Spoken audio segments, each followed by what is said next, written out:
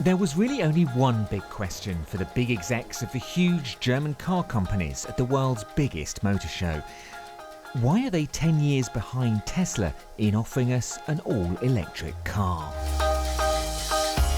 We are not each time the fastest or the earliest, but if we come very strong. Tesla, a company that has been solely focused on electric vehicle production, you have to give them credit for blazing the trail.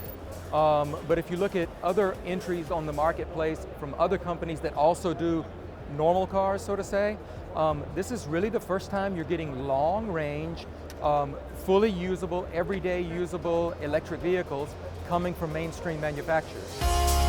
Right, so they wanted to ace it. Well, the stakes are high. Electric may only represent less than 3% of all new car sales last year, but VW have taken a close look at them and reckon it's the future. Well, it's obviously not real. These cool designs are actually for the future. Maybe. Each car manufacturer brings out some concept ideas. Interestingly, on the Volkswagen stand, they were all electric.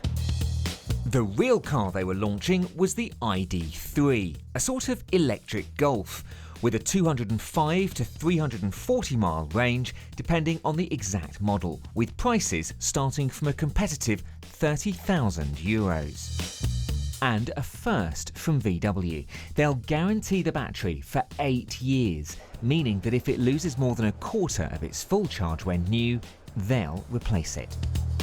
But will car buyers trust a firm that swindled the world when it lied about the illegal level of harmful emissions its own diesel cars spat out?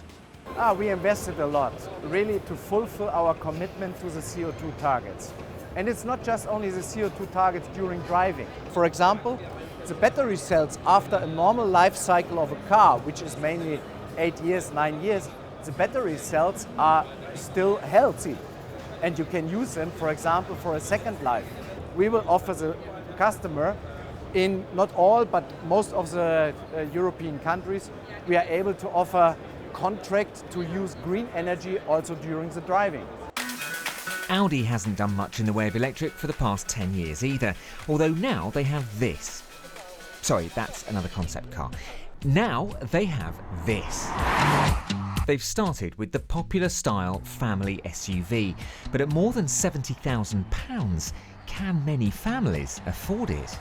Yeah, I think there is this perception in the market that I have to pay more for the electric version of the same size vehicle than I would for gas or diesel.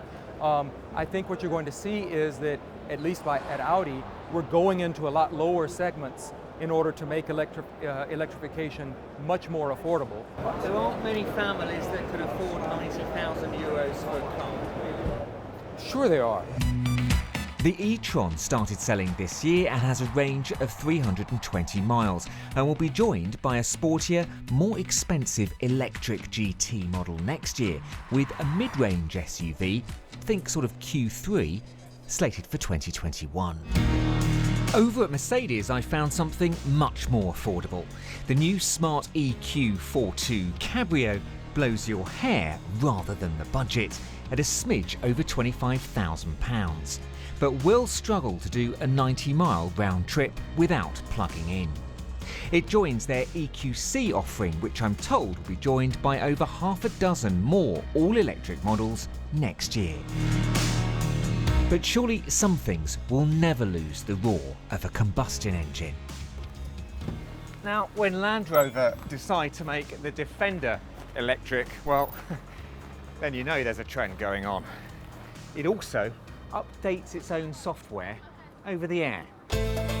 Even the good old-fashioned black cab, here seen in white, has made the jump to electric, with 20,000 expected to sell across Europe next year, costing drivers less to run. Wonder if taxi fares will fall too. And then there are the sports cars. Lamborghini told me they have no intention of releasing an all-electric model anytime soon. Ferrari, who weren't showing, have a hybrid plan for 2022, but not an all-electric. So it fell to Porsche to take everyone's breath away. And they did. The Taycan is Porsche's first all-electric car, and it shifts. 0 to 62 in 3.2 seconds, with a range of up to 279 miles and a guarantee on that battery. Okay, it's £115,000, but that's a 12k saving on its petrol performance equivalent, the 911 actual turbo. Good value, maybe, but I have a feeling that it's that VW that'll turn out to be super competitive as an entry model for most.